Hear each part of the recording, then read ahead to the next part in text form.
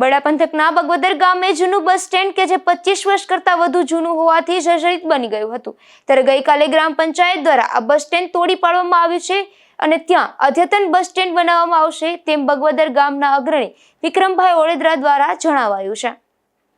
ગઈકાલે bus stand તોડી પડાયા બાદ આજે સવારે ગ્રામ પંચાયતની હદમાં આવેલ જૂના બસ સ્ટેન્ડની આજુબાજુના દબાણો પર દૂર કરવામાં આવ્યા હતા, જેમાં સૌપ્રથમ પીજીવીસીએલની સાથે રાખી લાઇટ કનેક્શન કાપવામાં આવ્યા હતા અને દુકાનોમાં લાગેલા વીજ મીટરો કબજે કરવામાં આવ્યા હતા। ત્યારબાદ જેઓને 15 દિવસ પહેલા નોટિસ આપવામાં આવેલ છે તે દબાણ આજે સવારથી દૂર કરવામાં આવ્યા હતા, જો કે કેટલાક લોકો સ્વેચ્છાએ દબાણ દૂર કરી રહ્યા છે। આજે ગ્રામ પંચાયત દ્વારા દબાણ દૂર કરવામાં 4 દુકાનો, 2 કેબિનો અને એક રહેણાંક સાથે દુકાન તોડી પાડવામાં આવી હતી। આજરોજ બગવદર ગ્રામ પંચાયત દ્વારા જાહેર ડિમોલિશન કરવામાં આવ્યું।